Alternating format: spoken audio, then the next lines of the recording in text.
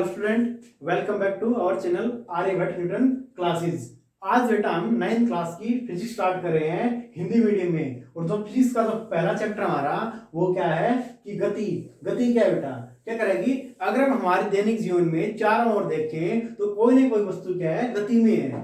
ठीक है, जैसे कि मान लेते हैं कि पक्षी उड़ रहे हैं। ठीक है, पक्षी उड़ रहे हैं, कार चल रही है, बसें चल रही है। ठीक है, पानी का बहना। ठीक है, चैप्टर का नाम से ही पहला पॉइंट स्टार्ट करते हैं बेटा कि गति। गति क्या है? तो लिखते हैं यहाँ पे कि गति क्या करेगी? कोई वस्तु गति में कब होगी?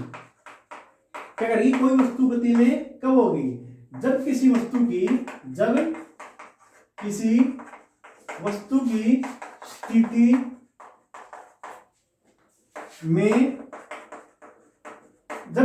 स्थिति में समय के अनुसार या समय के साथ परिवर्तन हो। समय के साथ क्या बेटा?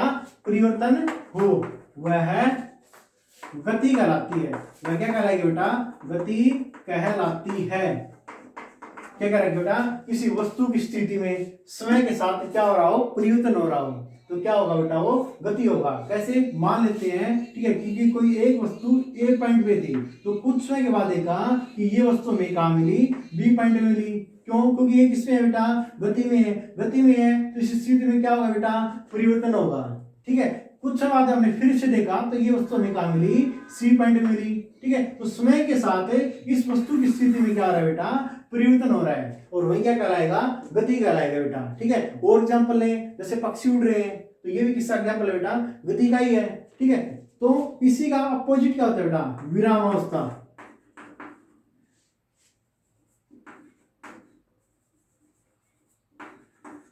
विरामावस्था, ठीक है, जिसको हम क्या बोल सकते हैं बेटा? यहाँ पे शिथिल।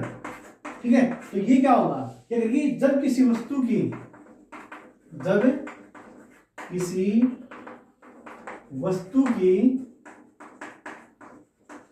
स्थिति में समय के साथ नहीं हो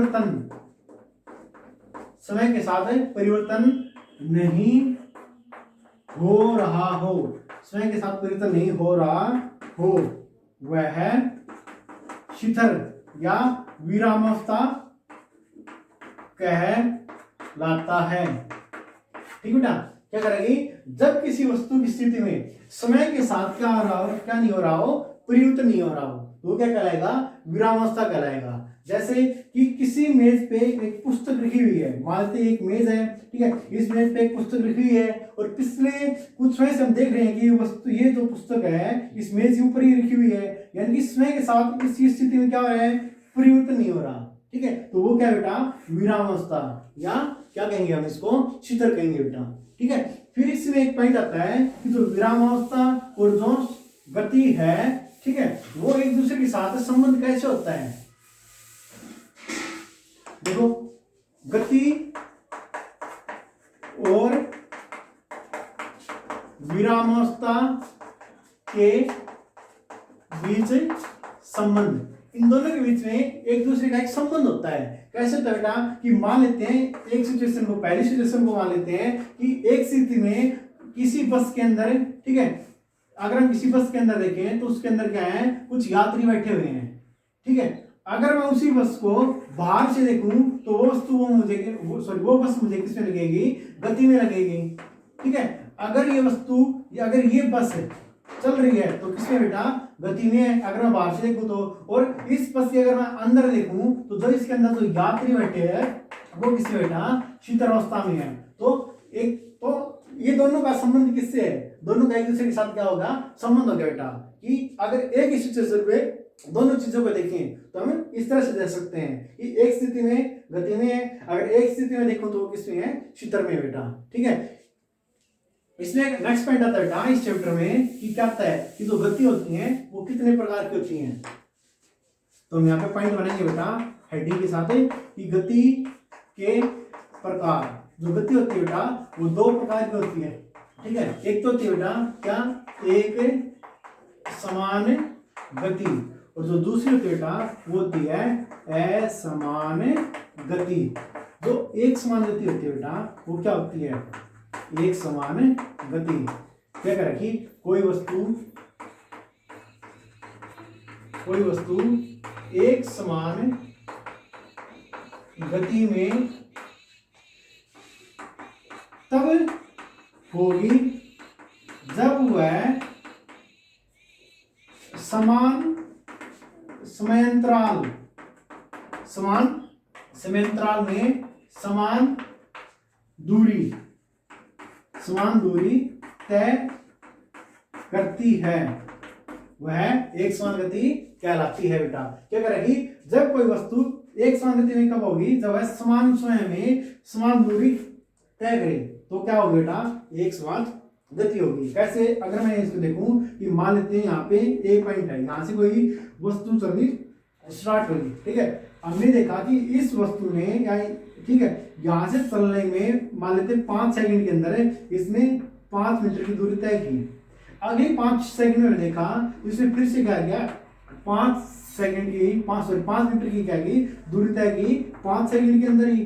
फिर से मैंने इसको दोबारा से देखा तो इसने 5 मीटर की दूरी 5 सेकंड के अंदर तय की। तो यानी कि यहां से देखें तो समय क्या हमारा एक समान है, और यहां से देखें तो गति क्या है बेटा हमारी एक समान है, ठीक है। तो ये गति क्या कहलाएगी, एक समान गति कहलाएगी। अगर मैं इसी का ग्राफ बना के देखूं, ठीक है, और जो ग्राफ बनेगा बेटा यहाँ पे वो बनेगा बेटा समय हमने किसमें लिया है सेकंड में, और इस साइड अब क्या ये दूरी, और दूरी को हमने किसमें लिया है बेटा यहाँ पे मीटर में, ठीक है। तो देखो अगर पहले 5 सेकंड में वो दूरी कवर कर रहा है बेटा कितनी 5 मीटर की, तो इसका आंसर मिला देंगे। अगले 5 सेकंड में वो दूरी कर रहा है बेटा कवर तय कर रहा है कितनी 5 मीटर की। अगले 10 सेकंड में 5 सेकंड में, ठीक है, वो दूरी तय कर रहा है 5 मीटर की। तो ये इन पॉइंट को हम क्या करेंगे, यहाँ से मिलाएंगे, ठीक है। तो यहाँ से इन पॉइंट से होते हुए हम एक सीधी रेखा खींचेंगे, तो वो क्या कहलाएगी बेटा, ये ग्राफ किसका बेटा यहाँ पे एक समान गति का, यानी कि एक सीधी रेखा, ठीक है। एक सीधी रेखा ग्राफ किसका बेटा, एक समान गति का, ठीक है। जो हमारी दूसरी प्रकार की गति है बेटा वो क्या है, असमान गति। और असमान गति क्या होती है वो देखो, क्या कह रहा है कि किसी वस्तु के द्वारा समान समय में समान समयांतराल में असमान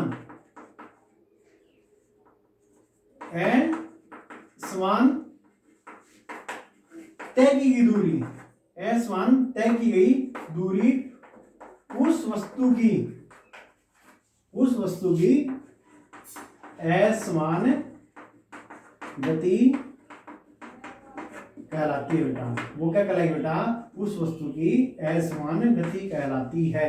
कैसे, मान लेते हैं कि ये वस्तु ये पॉइंट से चल रही है बेटा, ठीक है। पहले 5 सेकंड में देखा तो इस वस्तु के द्वारा 5 मीटर की दूरी तय की गई, ठीक है। फिर हमने देखा कि अगले 5 सेकंड में इस वस्तु के द्वारा अगले 5 सेकंड 5 कितने हो गए 10 हो गए।